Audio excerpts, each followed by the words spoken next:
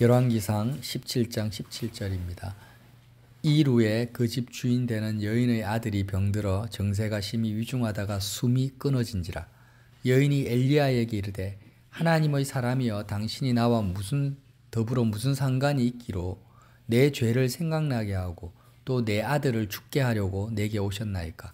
엘리야가 그에게 그의 아들을 달라 하여 그를 여인의 품에서 받아 안고 자기가 거처하는 다락에 올라가 자기 침상에 누이고 여호와께 부르짖어 이르되 내 하나님 여호와여 주께서 또 내가 우거하는 집 과부에게 재앙을 내리사 그 아들이 죽게 하셨나이다 하고 그 아이 위에 몸을 3번 펴서 엎드리고 여호와께 부르짖어 이르되 내 하나님 여호와여 원하건대 이 아이의 혼으로 그의 몸에 돌아오게 하옵소서 하니 여호와께서 엘리야의 소리를 들으시고 그 아이의 혼이 몸으로 돌아오고 살아난지라. 엘리야가 그 아이를 안고 다락에서 방으로 내려가서 그의 어머니에게 주며 이르되 보라 내 아들이 살아났느니라.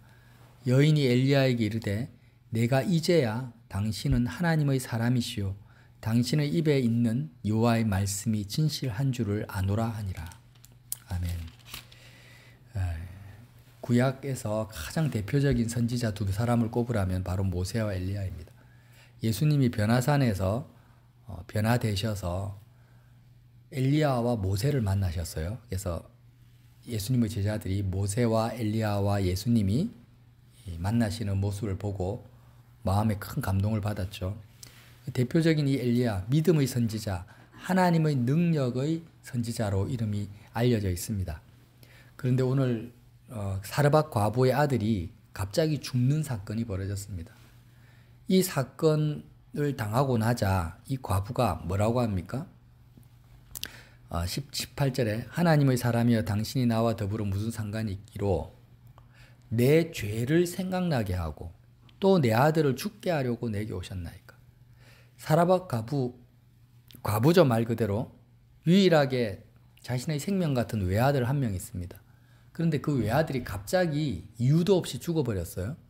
그때 사르밧 과부의 심령에는 어떤 변화가 생겼습니까? 자신의 죄가 생각난 거예요. 아들이 죽었는데 뭐가 생각났다고요? 자기의 죄가 생각난 거예요. 도대체 어떤 죄가 생각났을까요? 어떤 죄가 생각났기에 엘리야에게 이렇게 당신이 나에게 오셔서 내 죄를 생각나게 했다고 말씀을 할까요? 자, 이 배경을 알려면은요. 열왕기상 17장 1절부터 시작을 해야 됩니다. 길리앗 땅에 우거하는 엘리야가 이제 아합 왕을 만나서 뭐라고 합니까? 여호와께서 살아계심을 두고 맹세하노니 내 말이 없으면 수년 동안 비도 이슬도 있지 아니하리라. 그래서 이 이스라엘 땅에 어마어마한 가뭄이 1년도 아니고요. 수년 동안 연달아 가뭄이 비와 이슬도 없을 것이다. 이렇게 말씀을 전합니다. 엘리야가 아합 왕에게. 그렇게 말씀을 전하고 나서 여호와의 말씀이 엘리야에게 임하셔서 뭐라고 하냐면 엘리야야 너는 여기 이 아합 왕이 있는 이 왕궁을 떠나서 동쪽으로 가서 요단 앞 그릿 시내가에 숨어라. 이렇게 명령을 합니다.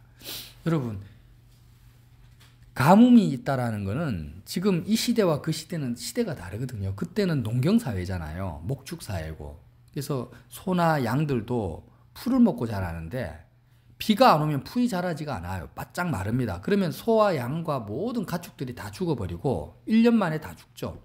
예. 그리고 곡식도 자라지 않으면 이제는 그 시대의 가뭄이라는 것은 그냥 죽음을 의미합니다.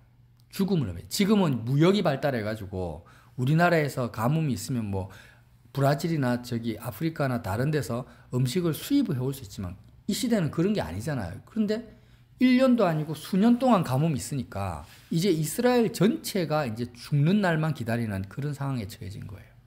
자, 이런 위급한 상황이 오면 사람들은 어떻게 합니까? 보통 사람들은 자신의 생명을 보존하기 위해서 더 사람이 많은 곳으로 가죠. 사람의 도움을 받을 수 있는 곳.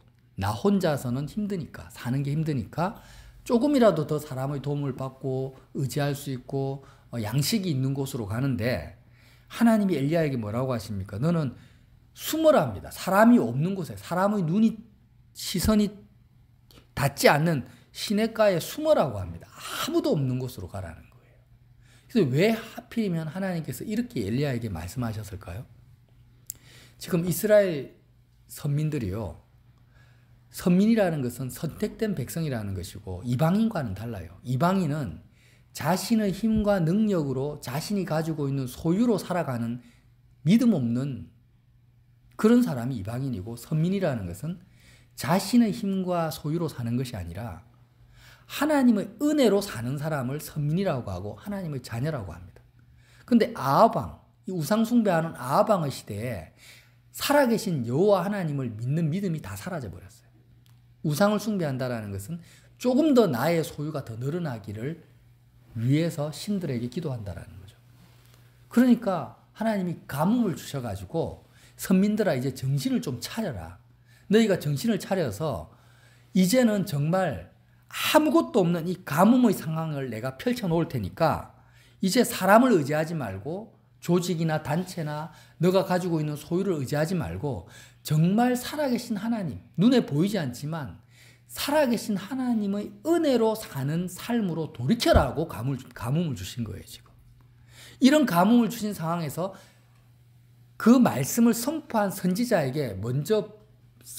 엘리야에게 먼저 뭐라고 하시냐면 너가 먼저 사람을 의지하지 않고 하나님의 말 그대로 은혜로만 사는 환경 속으로 너가 가라는 겁니다.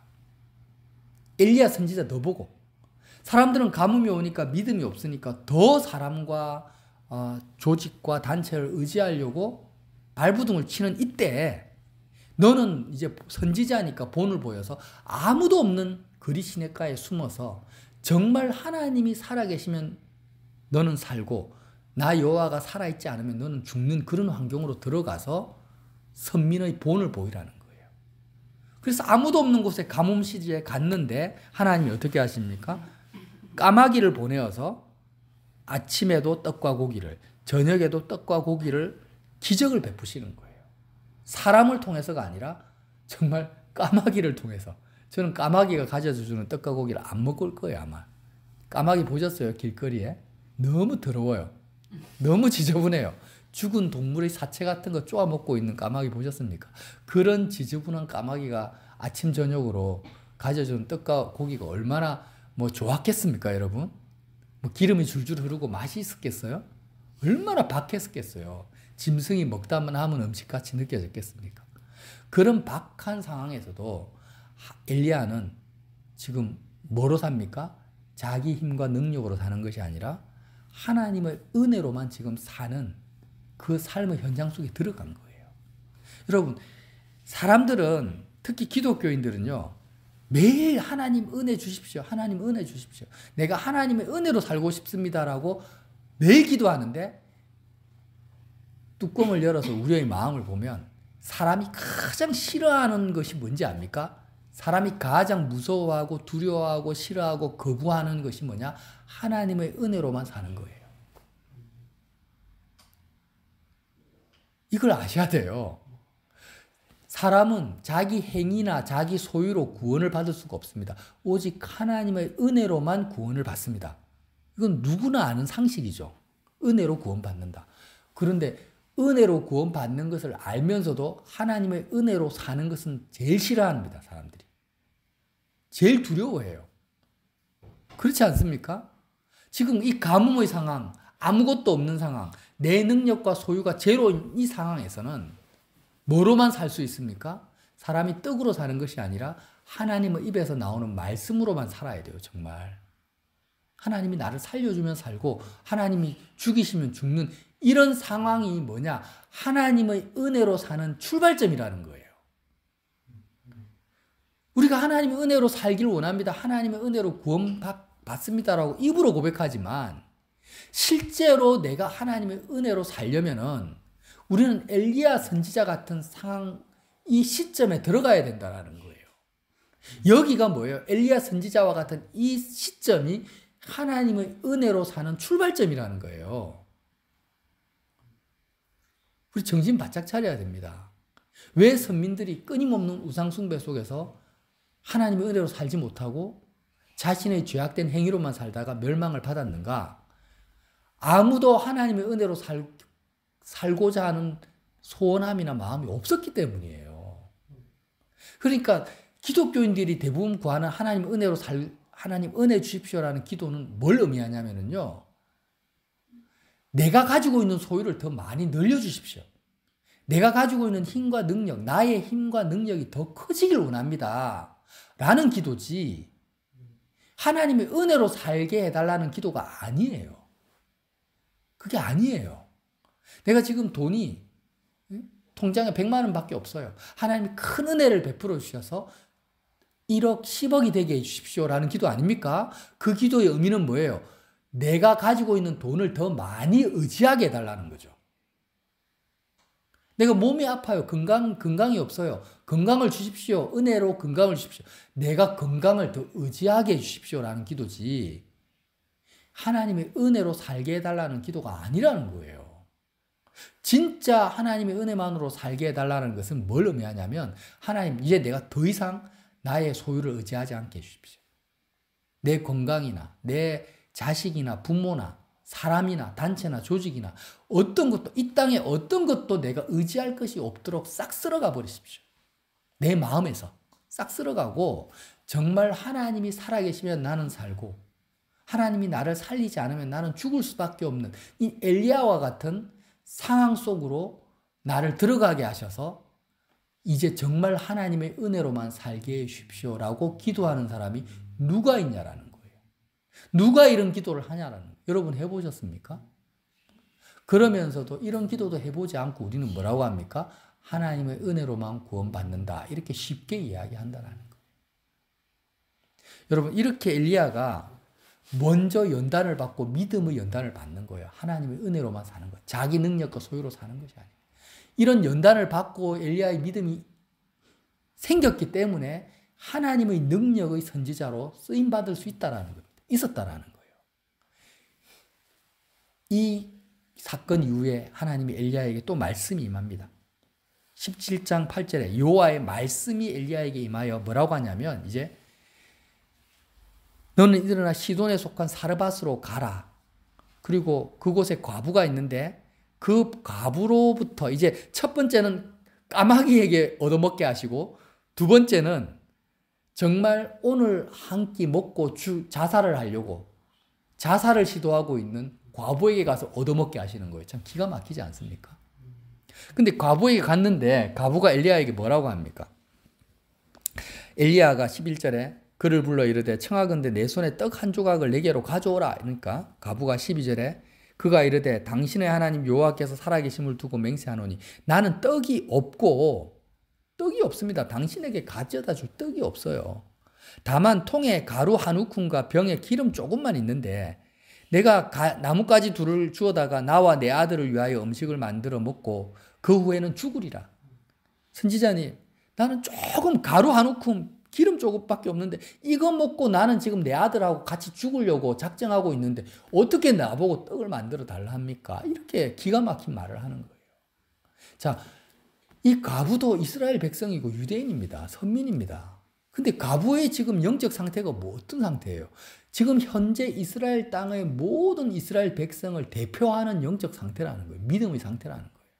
이 과부의 상태가 어떤 상태입니까? 하나님의 은혜와 능력은 과부의 마음속에는 없어요. 그냥 하나님이 살아계신다라는 건 이론적인 지식일 뿐이고, 하나님이 만나와 메추라기로 이스라엘 백성을 광야에서 살리셨다라는 것은 그냥 역사의 이야기일 뿐이고, 과부의 실제적인 삶에서는요, 하나님의 은혜도 없고 능력도 없고 아무것도 없어요. 뭐밖에 없어요?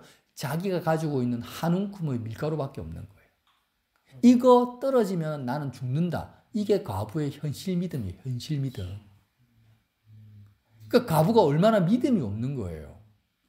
근데요, 지금 대한민국 사회를 보면요, 대부분 이런 과부와 같은 상황이 펼쳐지고 있습니다. 전 세계에서 가장 많이 펼쳐지고 있어요. 기독교 인구가 그래도 많다는 우리나라가 얼마 전에도 대출 사기에 연루되어서 수도권에 있는 청년들이 줄줄이 자살을 해버렸어요. 그런 경우가 얼마나 많습니까? 일가족이 뭐 차 타고 가서 물에 빠져서 그냥 자살하는 경우. 다 과부와 같은 상황인 거예요. 자기가 가지고 있는 얼마 안 되는 한 움큼의 그 밀가루 같은 한 줌의 기름 같은 것을 이제 다 그것까지 다 사기를 당하고 다 날아가 버리니까 더 이상 이 땅을 살아갈 수 있는 능력이나 소유나 아무것도 없으니까 뭐밖에 이제는 자살할 것밖에 없는 거예요. 선택의 방법이 없는 거예요. 자신의 힘과 소유를 의지하며 살아왔던 사람의 결말입니다. 자신이 가지고 있는 능력과 소유만을 의지하고 살면은 결국 모든 인생은 자기가 가지고 있는 소유와 힘이 없어졌을 때는 죽음 외에는 남는 것이 없어요. 절망 외에는 남는 것이 없는 거예요. 근데 이런 영적 상태가 어디에서 펼쳐지고 있냐면 아브라함의 후손, 소위 하나님의 백성들 가운데 펼쳐지고 있었다는 거예요. 기가 막힐 노릇이죠. 저와 여러분의 영적 상태는 아닙니까 혹시? 내가 가지고 있는 소유와 능력이 사라지면 나도 절망하고 나도 이 과부처럼 낙심하지는 않습니까? 그러면서 나는 하나님의 은혜로 살겠다고 말을 하고 있습니까? 그때 이 과부에게 하나님이 엘리야 선지자를 보내셔가지고 사람이 떡으로 사는 것이 아니라 하나님의 입에서 나오는 말씀으로 사는 것을 보여주신 거예요. 그래서 뭐라고 합니까? 엘리야 선지자가 13절에 엘리야가 그에게 이르되 두려워하지 말고 가서 내 말대로 하라. 내 입에서 나오는 하나님의 말씀대로 하라는 겁니다. 먼저 그것으로 나를 위하여 작은 떡. 야, 네가 지금 그거 먹고 아들하고 죽으려고 하냐? 너 먹지 마. 먹지 말고 그것을 가지고 마지막 남은 그 양식을 가지고 나를 위해서 굉장히 이기적으로 보이죠? 나를 위해서 먼저 만들어라. 그리고 나에게 가져오라는 것입니다. 그리고 그 이후에 나에게 그 떡을 주고 난 이후에 너와 내 아들을 위해서 만들라. 이스라엘 하나님 여호와의 말씀이 나 여호와가 비를 지면에 내리는 날까지 그 통의 가루가 떨어지지 아니하고 그 병의 기름이 없어지지 아니하리라. 근데 놀랍게도요. 아무리 그 통의 기름을 부어도 그 통에서 기름이 계속 나오는 거예요. 오병이어의 사건이 일어난 거죠. 가루가 떨어지지 않는 거예요. 하루 이틀도 아닙니다. 이 놀라운 기적의 연속 속에서 이제 누가 삽니까? 엘리야와 가부와 그 외아들이 3명이 사는 겁니다. 첫 번째는 엘리야 혼자 까마귀에게 까마귀를 통해서 기적을 일으키는, 이제는 기적을 체험하는 사람이 3명으로 드러났어요. 가부가 그때 깨닫는 거예요. 내가 살아계신 하나님을 향한 믿음이 실제 믿음이 없구나. 내가 내 힘과 내 소유를 의지했지. 실제 삶 속에서는 하나님의 살아계심과 하나님의 은혜를 바라고 의지하는 삶을 내가 전혀 못 살았구나. 이것이 얼마나 큰 죄인지를 깨달은 거예요. 그렇게 자기의 죄를 깨닫고 있을 때 어떤 사건이 일어납니까? 아들이 죽어버립니다. 아들이 죽었으니까 엘리야 선지자에게 뭐라고 합니까? 선지자야, 왜 당신이 내 죄를 생각나게 하고 왜 내 아들을 내 죄 때문에 이 죄 때문에 내 아들이 죽었습니까? 내 죄 때문에 아들을 죽였다. 그렇지 않습니까? 엘리야 선지자의 믿음으로 말미암아 과부가 먹고 살았는데 정작 과부는 자기 믿음으로 떡이 아니라 하나님의 말씀으로 하나님의 은혜로 사는 것을 아들에게 가르쳐 주지를 못한 거예요. 과부는 정작 아들에게 자기의 믿음을 나타낼 기회가 없었던 거예요. 아들을 살릴 만한 믿음이 자기에게 없던 거예요. 그 은혜를 구하는 믿음이 없었던 거예요. 그래서 이렇게 과부가 엘리야에게 말할 수밖에 없던 것입니다. 그래서 하나님이 어떻게 합니까? 엘리야를 통해서 과부의 아들을 다시 살리시는 거예요. 그때 과부의 아들이 살아났을 때 이제 드디어 과부가 말합니다. 여인이 24절에 여인이 엘리야에게 이르되 내가 이제야 당신은 하나님의 사람이요 당신의 입에 있는 여호와의 말씀이 진실한 줄을 아노라. 이제 이 고백은요 무슨 말씀이냐면 과부가 자기 아들이 죽었다가 살아나는 이 기적을 체험한 것을 통해서 정말 사람의 생사화복이 어디에 달려있다? 하나님의 주권에 달려있다는 것을 내가 정말 알겠습니다. 내가 가지고 있는 내 힘이나 내 소유로 사람이 사는 것이 아닌 것을 내가 정말 알겠습니다. 정말 하나님의 입에서 나오는 말씀으로 말미암아 사람이 산다라는 것을 이제 정말 알겠습니다라는 고백이에요. 여러분, 이 과부의 아들이 죽고 살아나는 사건이 뭘 의미하냐면요. 과부의 생명이 외아들입니다. 그죠? 과부의 생명은 자기 목숨이 아니에요. 자신의 아들이 자기의 생명이에요. 그것처럼 예수님이 나의 생명이 될 때 예수님이 십자가에서 죽으시고 과부의 아들처럼 다시 살아납니다. 맞죠? 자, 과부에게는 생명인데 자기의 생명 같은 아들이 죽어버렸어요. 그리고 죽었을 때 뭐가 깨달아졌습니까? 자신의 죄가 얼마나 심각한 하나님의 은혜로 살지 않고 자기 힘과 자기 소유를 의지하며 사는 이 죄가 얼마나 심각한 죄인지를 깨달았다는 거예요. 자기 아들이 죽을 때, 자기 생명 같은 아들이 죽을 때. 똑같습니다. 예수님이 나의 생명이 되실 때, 예수님이 십자가에서 죽으신 것을 볼 때 우리는 과부처럼 우리의 죄가 깨달아지는 거예요. 중요한 포인트는 어디에 있냐?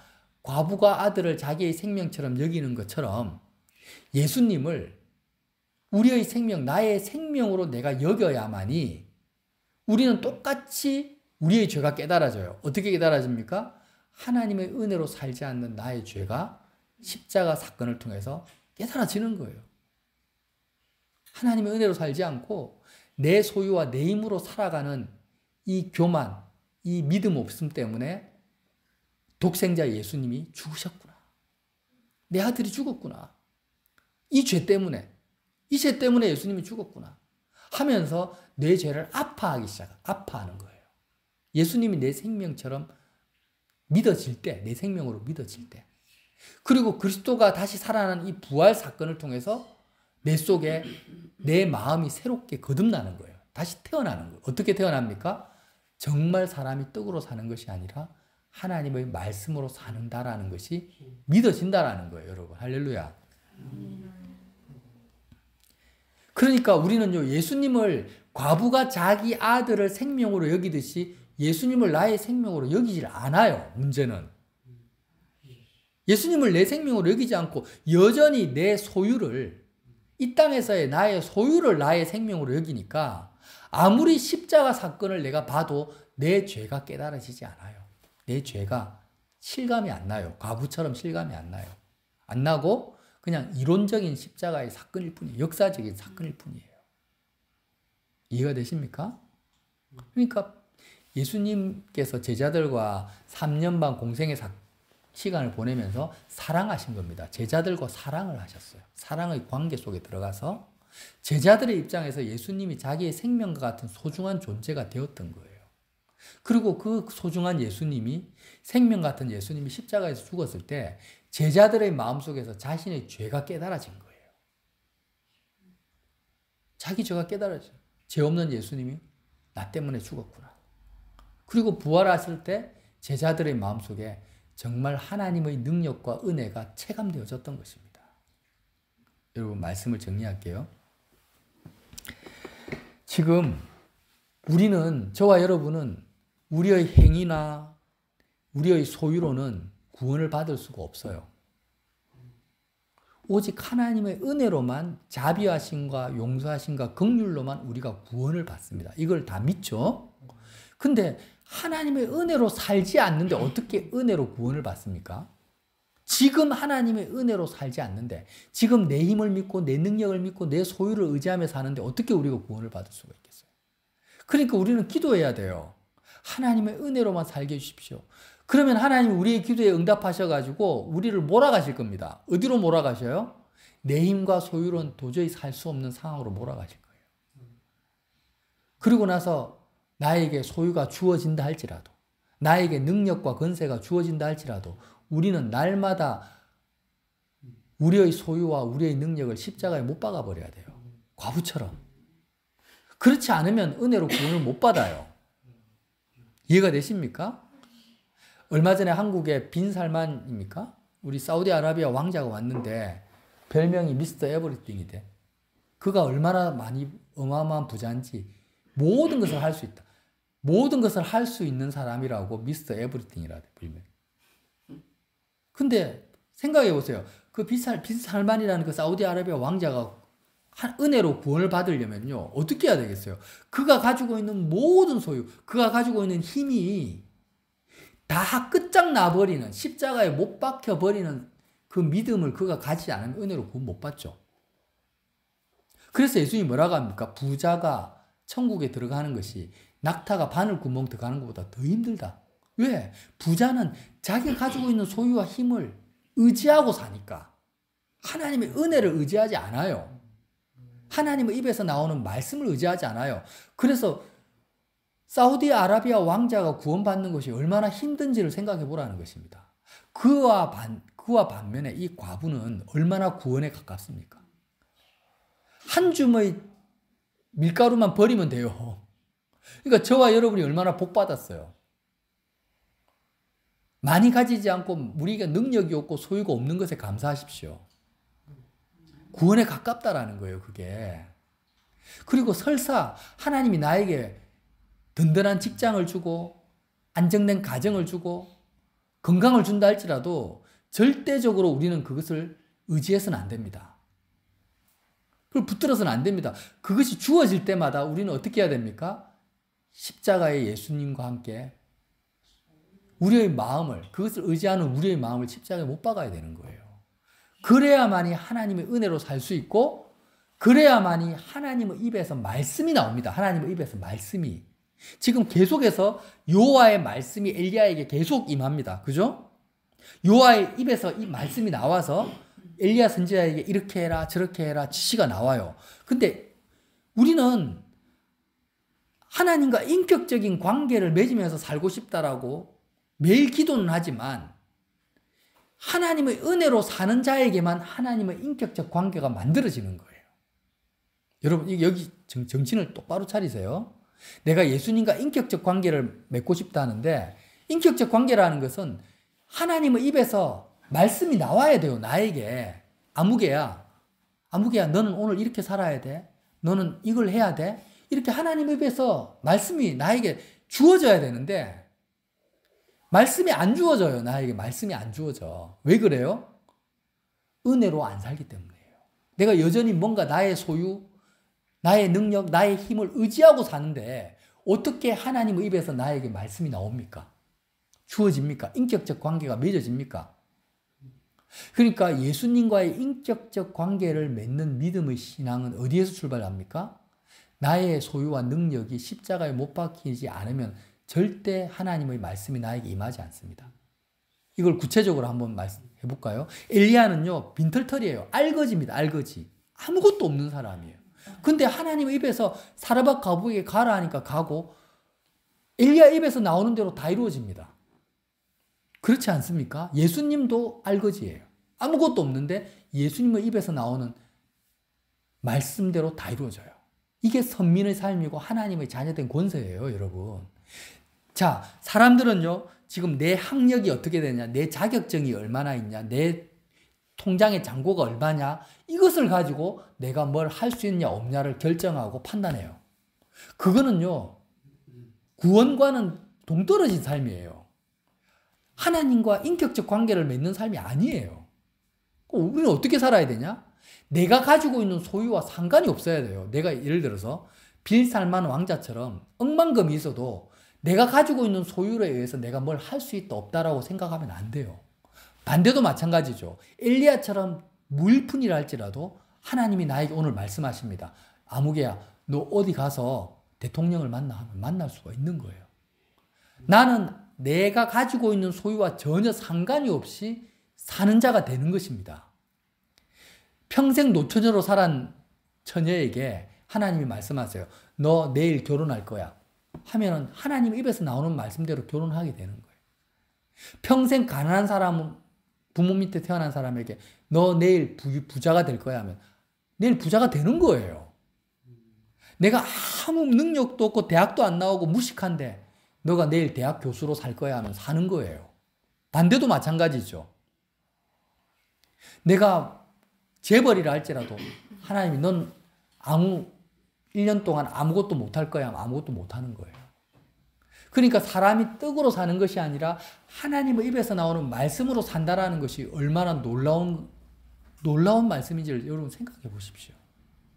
내가 가지고 있는 소유와 능력과 전혀 상관없이 그냥 눈 뜨고 일어났는데 하나님이 나에게 주시는 말씀으로 내가 모든 것을 할 수 있고 아무것도 못하는 삶을 사는 거예요.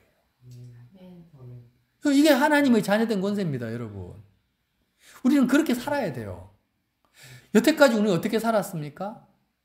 내가 가지고 있는 능력, 나의 자격증, 뭐 내 경험, 노하우, 내가 가지고 있는 재산을 가지고 내가 오늘 뭘 할 거냐, 앞으로 어떻게 살 거냐, 이렇게 살았던 거예요. 이게 뭐와 같아요? 사르밧 과부와 같은 삶이고 아합 시대에 우상 숭배한 이스라엘 백성과 같은 삶이었던 거예요.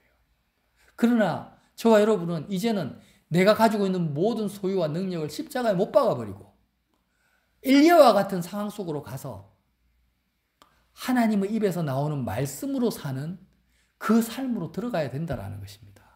이 삶이 예수님과의 인격적인 삶의 시작인 거예요, 여러분. 그래서 십자가가 뭡니까? 하나님과의 인격적 관계의 출발점이라는 것입니다. 이 말씀이 이해가 되십니까? 여러분, 내가 가지고 있는 소유를 의지하는 것이 얼마나 저주스러운 것인가. 내 힘과 내 능력을 의지하는 것이, 직장을 의지하고 통장의 잔고를 의지하는 것이 얼마나 저주받은 삶인지를 우리가 엘리야를 통해서, 모세를 통해서, 예수님을 통해서, 구름과 같은 허다한 증인들을 통해서 알아야 됩니다. 그렇게 갑시다. 그래서 믿음으로 삽시다. 우리가 정말 조금이라도 뭔가 의지할 끈덕지가 생기면 우리는 바로 그것을 의지합니다. 그러면서 우리는 너무 많은 걸 놓쳐버려요. 하나님과의 인격적 관계를 다 버려버려요, 그냥. 그 별거 아닌 것, 별거 아닌 것 때문에. 그거 의지하는 것 때문에. 이 엘리야와 같은 놀라운 삶을 다 놓쳐버린다라는 거예요. 십자가에 다 못 박아버리고 예수님, 공생의 그 예수님의 삶이 저와 여러분의 삶을 통해서 그대로 나타나는 그 하나님의 자녀된 권세의 삶을 누리시기를 예수님 이름으로 빌어드립니다.